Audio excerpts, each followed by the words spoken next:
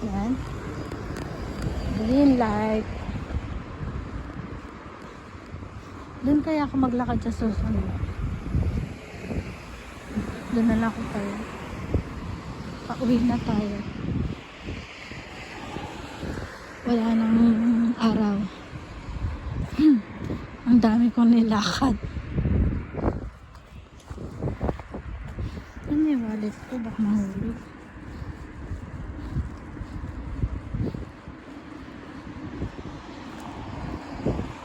Itong ano na to, linya na to, hanggang doon sa dulo doon pa. Mga ayun pa yung Honda, mga car dealers pa. Yan. Itong way na to, Paparejo. Yan, Nissan. Yun doon yung Honda, Hino. Magkakasunod yan. Ano pa kaya ako dito tumawid? Total, wala naman sasakyan. Tawid tayo. Pero pagbukas yung opisina namin, bawal. May penalty, goseng. Wala naman ng sasakyan. Kasi, may akong ka-opisina dati. Part-timer siya. Diyan siya tumawid sa tapat ng opisina namin. Ako, nabundol, tumalisik siya. Kaya pinagbawal lang tawid-tawid. Dapat tatawid kami lahat. Yung mga pumapasok doon sa tawiran talaga. Hindi pwede yung ganon. Kasi sagutin ng company yun. Kasi yung galing sa trabaho siya, galing yata siya sa trabaho nun, nabundol siya.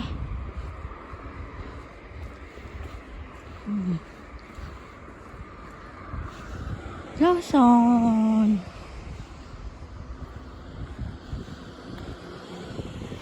Pauwi na tayo. Yung toko din na office ng mga staffs sa opisina.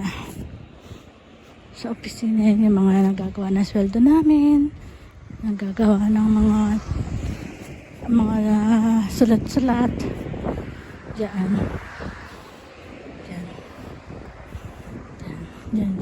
sa toko din na opisina. Hindi pa ako nakapunta dyan. Wala naman akong gagawin dyan. Ganda din ako. Ganda ng puno.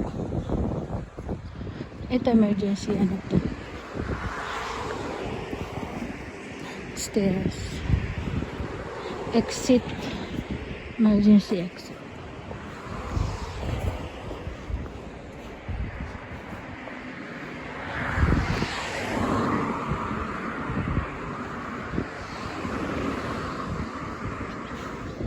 Bigyan ng ate ko kay Padre Pio. Thanks ate Lita, my sis. Guys, I miss my siblings, kaya lang kailangan mo na mag-tiis-tiis.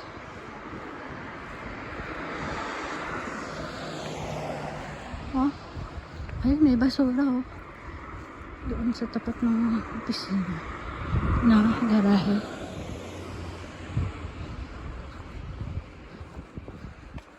Ang layo pa ng bahay namin, doon pa sa tulo. Kaya nalilibang ako naman. Hindi siya mainit, wala siyang araw. Anong oras na ba?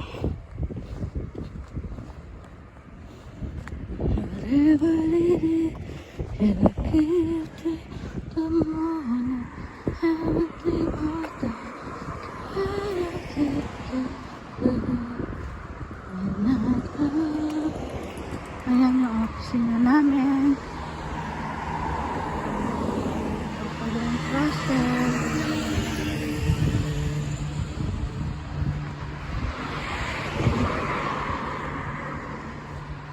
Kuhanan ko kaya. Dito sa Manay. Bye muna! Subscribe na yung YouTube channel Pinoy Life in Japan.